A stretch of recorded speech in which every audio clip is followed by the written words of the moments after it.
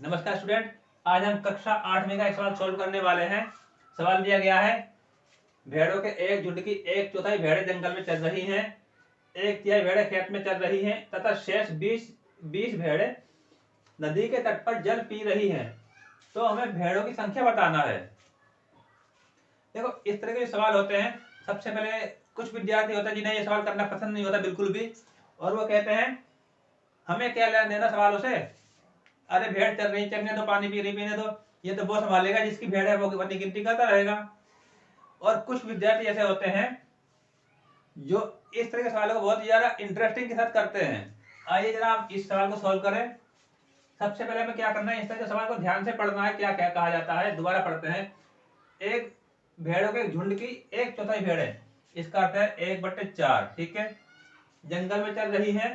दूसरा, एक तिहाई भेड़ है, मतलब की 1/3 खेत में चल रही है। तो शेष 20 भेड़ें नदी के तट पर जल पी रही हैं। तो भेड़ों की संख्या बताइए। अब यहाँ पर भेड़ों की संख्या निकालना है। तो जब भी इस तरह का कोई सवाल दिया जाता है जहां पर हमें कुछ अंदाजा नहीं होता, तो हमें जो निकालना होता है उसे मान लेते हैं। मानने का अर्थ होता है हम उसे ABC XYZ कुछ भी मान लेते हैं। तो हम लिखते हैं,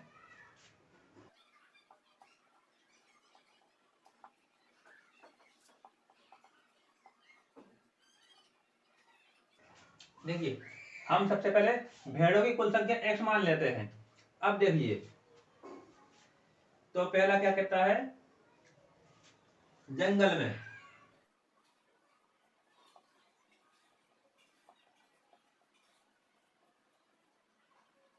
देखिए, अब दूसरा के इसने कहा है जो एक चौथाई जो भेड़ों की संख्या है वो जंगल में चल रही है।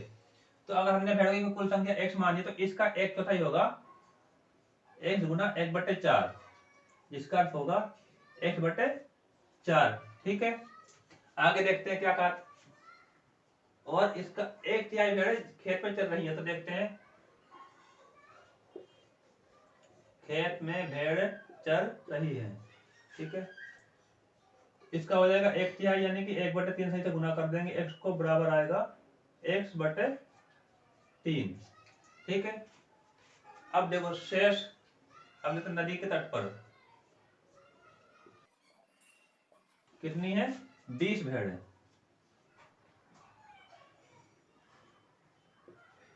अब देखिए अब क्या कहता है, भेड़ों की कुल संख्या बताइए।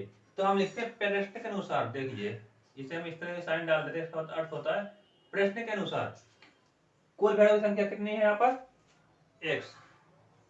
ठीक है, X। अब अगर हम इन तीनों को जोड़ दें तो हमारा X यानी कुल भेड़ों की संख्या आ जाएगी। तो इसके लिए हम S को यहाँ रख करके X/4 जमा X/3 जमा 20 कर देते हैं। ठीक है, आइए सॉल्व करते हैं। अब पहले इस x को यहीं रहने दो, इस 20 को यहाँ कर दो, तो ये जमा का यहाँ घटा हो जाएगा X/4 जमा X/3, इसे x घटा 20 रहने दो अभी, बराबर इसका एलसीएम ले लो, कितना हो जाएगा ये 12, यह हो जाएगा 3x जमा 4x। आगे सॉल्व करते हैं। अब इस 12 को इससे मल्टीप्लाई कर दो, ये 12 हट जाएगा। इसका अर्थ होता है इसे 12 से पूरे को 12 से भाग देना। ठीक है, लेकिन कई बार ये समस्या आते समझने में, तो इससे बढ़िया ये होता है कि इस 12 को इससे गुना कर दो, ये 12 हट जाएगा। इस 12 को यहाँ कर दो, हो जाएगा 12x घटा 12 दूनी 24 240 बराबर 3x जमा 4x, ये हो गया 12x। अब इसे वहां इसे यहाँ कर दो, तो ये घटा हो जाएगा, घटा 3x घटा का 4x, ये यहाँ आके प्लस बन जाएगा, प्लस 240। इसे जोड़ो, 4 और 3 7, 12x घटा का 7x बराबर 240।